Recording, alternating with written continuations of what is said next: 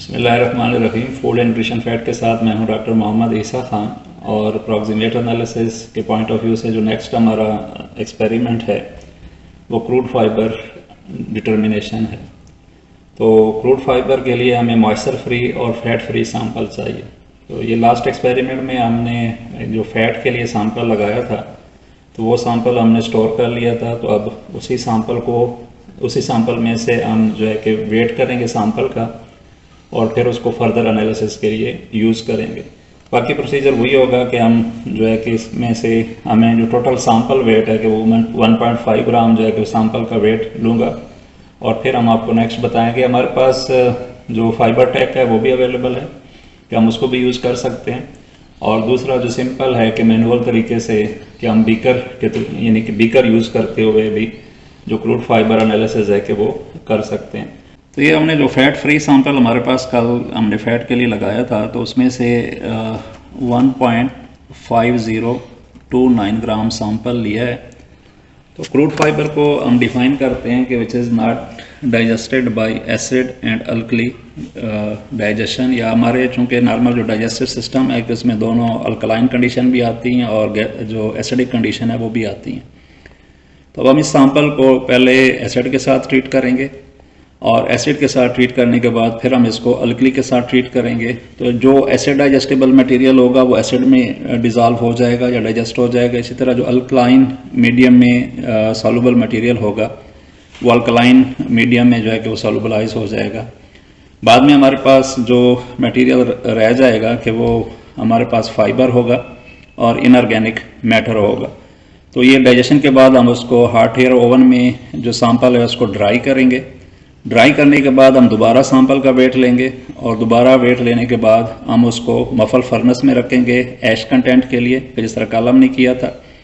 तो फिर ये जो डिफरेंस होगा आफ्टर ओवन ड्राइंग उस वेट में से हम ऐश का वेट निकालेंगे। तो ये जो वेट डिफरेंस आएगा वो हमारे पास फाइबर का वेट होगा और उस वेट को फिर हम इस जो टोटल सैंपल का वेट है उससे डिवाइड करेंगे और जो फाइनल हमारे पास वेट आएगा कि वो जो है कि ये परसेंटेज आएगी वो क्रूड फाइबर की परसेंटेज होगी। तो ये हमारे पास फाइबर टैक मौजूद है। जिस तरह इक्विपमेंट के इंट्रोडक्शन में आप लोगों को बताया था कि हम फाइबर टैक को क्रूड फाइबर के लिए यूज़ कर सकते हैं। तो ये इसकी क्रूसिबल है जिसमें हम सैंपल लेते हैं। तो यहाँ पे हम सैंपल लेते हैं, फिर उसको हम इसके अंदर जो है कि वो एडजस्ट करते हैं और एडजस्ट करने के बाद कि यहाँ पे हम एसिड और अल्कली जो है कि वो बारी बारी डालेंगे कि 30 मिनट जो है कि हम एसिड डाइजेशन करेंगे, उसके बाद अल्कली डाइजेशन करते हैं। और ये नीचे जो है कि प्रेशर नॉर्मली होता है कि आपने जब बॉयलिंग करनी है या सिमरिंग करनी है तो फिर हम प्रेशर के ऊपर रखते हैं। और जब हमने उसमें उसको ड्रेन करना है उस एसिड को या अल्कली को तो फिर हम उसको लेके चले जाते हैं वैक्यूम पे। तो दूसरा यहाँ से आपके पास टाइमर है कि टाइमर जिस तरह नॉर्मली हम यहाँ पे 30 मिनट्स के लिए करते हैं तो आप 30 मिनट का टाइम सेट करें और एक डाइजेशन करने के बाद दूसरी डाइजेशन करें। यहाँ से आप जब सैंपल आपके पास यानी कि हम निकाल के कि इसी को हम एज सच ओवन में रख सकते हैं फॉर ड्राइंग और लेटर ऑन फिर इससे सैंपल निकाल के हम फर्नेस के लिए रखेंगे। तो अभी हम जो नॉर्मल ट्रेडिशनल मेथड है कि बीकर को यूज़ करते हुए उसी में हमने एसिड और अल्कली का सोल्यूशन बनाया है और उसके थ्रू जो है कि हम जो है कि सैंपल मेजरिंग बताएंगे। आप इस इक्विपमेंट को जो है कि उसको भी यूज़ कर सकते हैं फॉर क्रूड फाइबर एनालिसिस, लेकिन माइट भी कि कुछ लैब्स में अगर अवेलेबल नहीं है तो जो सिंपल मेथड है कि उससे हम क्रूड फाइबर कैसे मेजर कर सकते हैं कि आज हम वो कर रहे हैं। फिर किसी टाइम पे हम जो है कि फाइबर टैप को यूज़ करते हुए इसके साथ भी हम देखेंगे कि हम सैंपल को क्रूड फाइबर कैसे मेजर कर सकते हैं। तो ये जो मैंने आपको बताया कि हम जो बीकर हैं तो उनमें देखेंगे कि हम सैंपल को डाइजेस्ट करेंगे कि ये हमने प्री हीट पे लगाया हुआ था। तो ये नीचे आपको बबल नज़र आ रहे हैं सिमरिंग के और इसमें हमने मैग्नेटिक स्टरर डाला हुआ है ताकि वो सैंपल को मिक्सअप करता रहे। तो ये सैंपल अब हम इसी में ऐड करते हैं और फॉर 30 मिनट्स जो है कि ये इसमें हम इसको रखते हैं। उसके बाद हम उसको जो है कि वो अल्कली में इसी तरह सेम प्रोसेस कंटिन्यू करेंगे कि इसको सैंपल फ़िल्टर करने के बाद उसको वॉशिंग देंगे कि वो एसिड फ्री हो जाए। फिर उसी सैंपल को हम इसमें ऐड करेंगे, अल्कली में डाइजेस्ट करेंगे और फिर अल्कली में डाइजेस्ट करने के बाद हम दोबारा उसको वॉशिंग देंगे उस सैंपल को फिर ओवन में रखेंगे ड्राइंग के लिए। तो ओवन ड्राइंग वेट लेके उस सैंपल को फर्दर जो है कि हमने मफल फर्नेस में रखना है ऐश कंटेंट के लिए। तो नेक्स्ट स्टेप मैं आपको बताऊंगा कि जब ये प्रोसेस कंप्लीट हो जाएगा। ये एसिड डाइजेशन के बाद के ऑलमोस्ट हाफ आवर हो गया था, तो उसके बाद हमने इसको फ़िल्टर किया। तो अब ये जो फिल्ट्रेट है हमारे पास सैंपल, ये हम अब अल्कली में ऐड करेंगे और उसको फर्दर जो है कि 30 मिनट्स के लिए अल्कली में इसको डाइजेस्ट करेंगे या हीट करेंगे। तो नेक्स्ट प्रोसेस फिर आपको बाद में बताते हैं।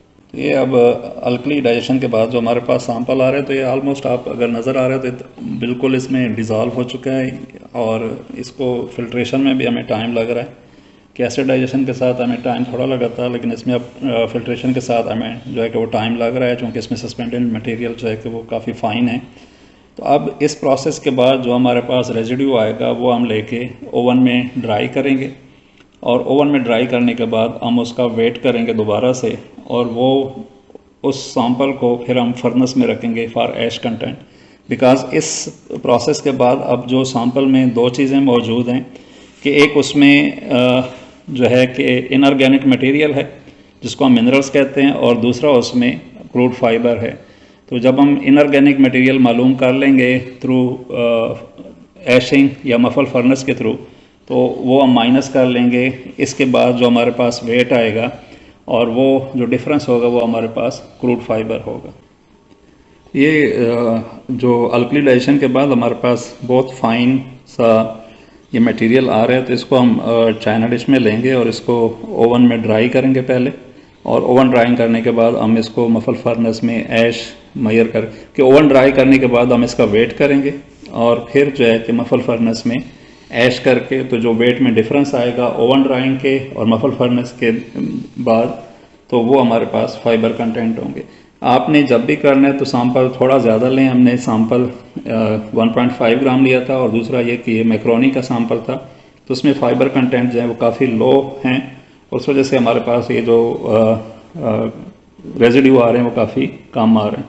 तो अब हम इन रेजिड्यू को ओवन ड्राई करेंगे और ओवन ड्राई करने के बाद फर्नेस में रख के जो फाइनल ऐश होगी उससे इस वेट को माइनस करेंगे। ये लिक्विड से मटेरियल है, तो इसको अब हम पहले ओवन में रख रहे हैं ताकि इसमें जो मॉइस्चर है वो रिमूव हो सके, और फिर हमारे पास जो ड्राई मैटर आएगा उसको हम ओवन में रखेंगे और उनका जो डिफरेंस है कि वो हमारे पास आएगा कि जो फाइबर कंटेंट होंगे। तो इसको हम ड्राई करने के लिए रख रहे हैं। तो इसके लिए आप temperature 130 degree Celsius for 3 hour भी कर सकते हैं, क्योंकि इसमें हमने मॉइस्चर मेजर नहीं करना, जस्ट इसको ड्राई करना है। तो ये अब आपको जो ब्लैकिश सा मटेरियल नज़र आ रहा है कि ये हमारे पास ओवन ड्राइंग के बाद मटेरियल है।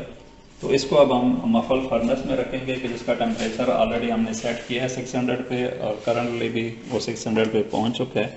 तो आफ्टर ऐश कंटेंट के 5 to 6 आवर हम इसको रखेंगे इसी टेम्परेचर पे और ऐश के बाद दोबारा वेट करेंगे। तो इसमें कैलकुलेशन जो है वो काफ़ी लंबी होगी, तो वो आपने स्टेप बाय स्टेप जो है कि आपको दिखाएंगे कि किस तरह इसको हम कैलकुलेट करेंगे। यहाँ से जो हमारे पास वेट आएगा कि उसके बाद हम इसको कैलकुलेशन में यूज़ करेंगे। तो ये क्रूड फाइबर का सारा प्रोसेस कंप्लीट करने के बाद अब हम इसकी कैलकुलेशन की तरफ जाएंगे कि हमने सैंपल लिया था 1.5 ग्राम, उसके बाद हमने एसिड डाइजेशन की, फिर अल्कली डाइजेशन की, उसके बाद जो हमारे पास रेजिड्यू आए उसको हमने ओवन में ड्राइंग करने के लिए रख दिया। तो यहाँ से आगे मैंने थोड़ी सी रीडिंग जो है वो सपोजिशन पे ली हैं कि अगर हम ये कंसिडर कर लें कि हमारे पास ओवन ड्राइंग के बाद जो वेट आ रहा है वो 0.25 ग्राम आ रहा है, उसी सैंपल को फिर हमने मफल फर्नेस में रखा ऐश कंटेंट मेजर करने के लिए। तो हमारे पास जो ऐश का वेट आ गया वो 0.22 ग्राम आ गया। तो अब ये जो डिफरेंस है दोनों के वेट का कि आफ्टर एसिड और अल्कली डाइजेशन और ऐश कंटेंट का, ये जो डिफरेंस है ये हमारे पास वेट ऑफ फाइबर है कि जो 0.03 ग्राम अगर हम ये अजम्पशन करेंगे। तो जब हम इसकी कैलकुलेशन करते हैं कि परसेंट क्रूड फाइबर, कि इसको हम करते हैं कि वेट ऑफ फाइबर, ठीक है, कि जो हमने ये किया है divided by weight of sample के जो हमने स्टार्ट में सैंपल लिया था मल्टीप्लाई बाई 100। तो जब हम इसको कैलकुलेट करते हैं कि 0.03 डिवाइडेड बाई 1.5 मल्टीप्लाई बाई 100, तो इस केस में हमारे पास जो क्रूड फाइबर आता है वो 2% के करीब आता है। So thanks for watching food and nutrition fact. आप हमारे चैनल को लाइक, सब्सक्राइब और फॉलो करें ताकि आपको हमारी फ्यूचर वीडियोस जो है कि वो मिलती रहे। Thank you very much.